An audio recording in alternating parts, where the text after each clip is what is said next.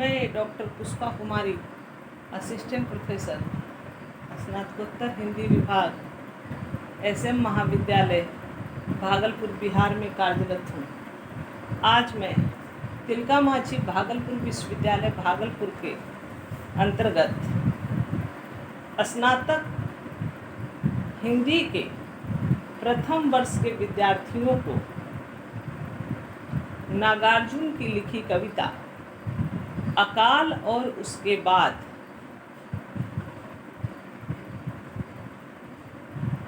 की कुछ पंक्तियों का व्याख्या बताऊंगी।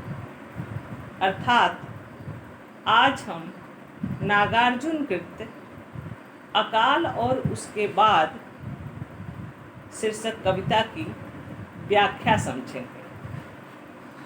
बच्चों, व्याख्या की जो पंक्तियां हैं वह इस प्रकार है। कई दिनों तक चूल्हा रोया, चक्की रही उदास। कई दिनों तक चूल्हा रोया, चक्की रही उदास। कई दिनों तक कानी कुतिया सोई उसके पास। कई दिनों तक लगी भीत पर छिपकलियों की गश्त। कई दिनों तक लगी भीत पर छिपकलियों की गश्त। कई दिनों तक चूहों की भी हालत रही शिकस्त। कई दिनों तक चूहों की भी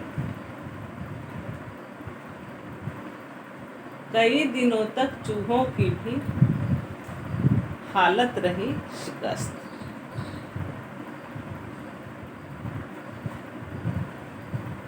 बच्चों, व्याख्या करने से पहले हम जो कठिन शब्द हैं उसे पहले समझ लेते हैं। इसमें और सब शब्दों पे ध्यान दिया जाए तो वो एक सामान्य शब्द है, किंतु एक वाक्यनुमा शब्द है हालत रही शिकस्त। अर्थात अर्ध वाक्य हालत रही शिकस्त का शब्द कुछ अलग अर्थ दे रहा है, जिसे हम समझ लेते हैं। हालत रही शिकस्त अर्थात चूहों की स्थिति भी दयनीय थी, क्योंकि अकाल के कारण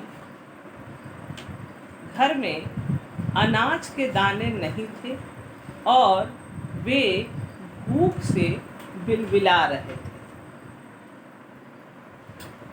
बच्चों, आप जानते हैं कि हिंदी में किसी भी गद्यांश या पद्यांश के व्याख्या के समय कुछ खास बिंदुओं पर ध्यान केंद्रित किया जाता है। अर्थात उन खास बिंदुओं के परिप्रेक्ष्य में ही व्याख्या की जाती है। ये खास बिंदु में पहला स्थान प्रसंग का है।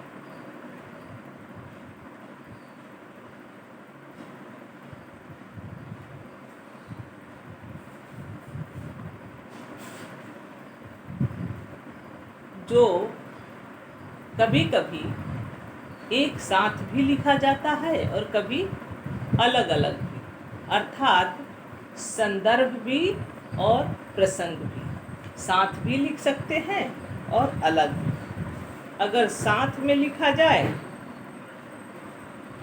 तो संदर्भ एवं प्रसंग एक साथ लिखेंगे, या नहीं तो अलग अलग दो भागों में संदर्भ फिर प्रसंग।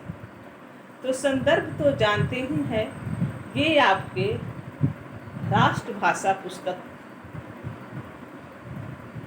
में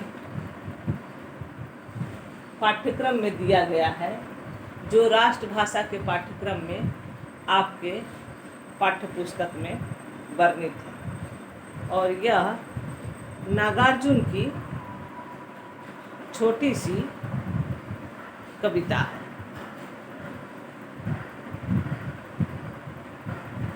प्रसंग।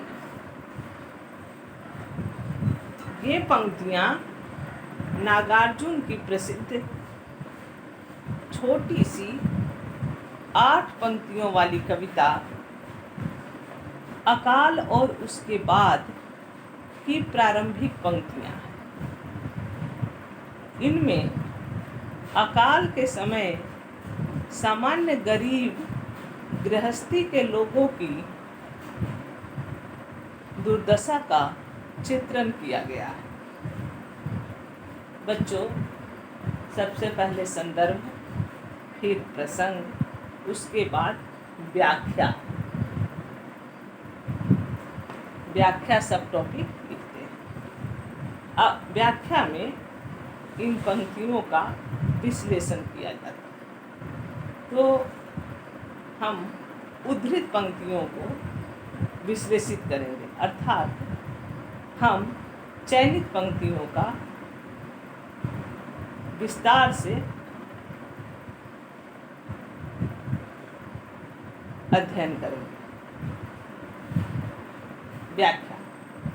जब तक अकाल पड़ता रहा, गरीब परिवार धनाभाव के कारण इतना अनाज भी न जुटा पाए कि चक्की चलती, आटा पिसा जाता, उस आटा से रोटी बनती तथा घर के लोग आधा पेट भोजन भी कर पाते। उन्हें कई दिन तक भूखा रहना पड़ा।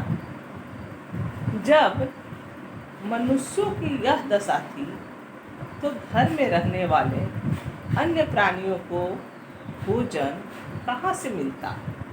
अतः वे भी भूख के मारे उदास और खिन्न थे। अनाज के अभाव में कई दिन तक न तो चक्की चली और न चूल्हा जला।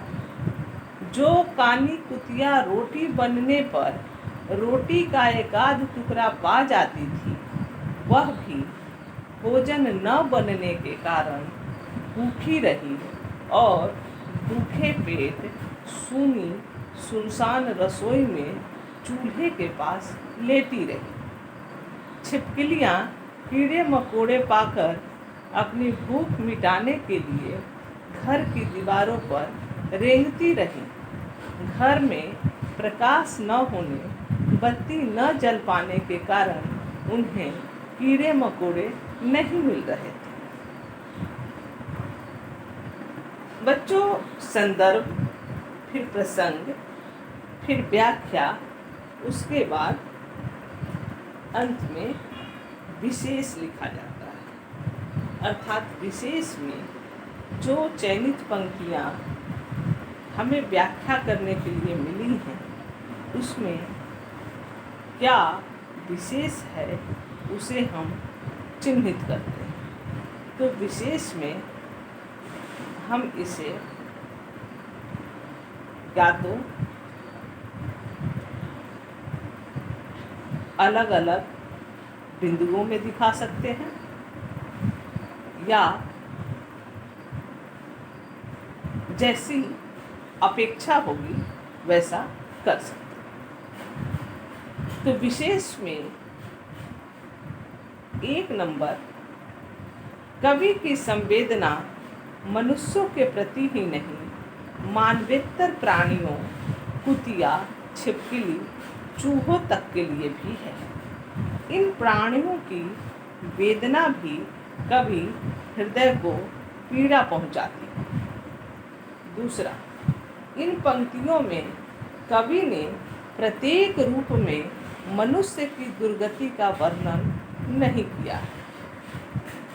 केवल चूल्हा, चक्की तथा अन्य प्राणियों की दुर्दशा बताकर मनुष्य की अकाल पीड़ित दशा का परोक्ष संकेत किया है।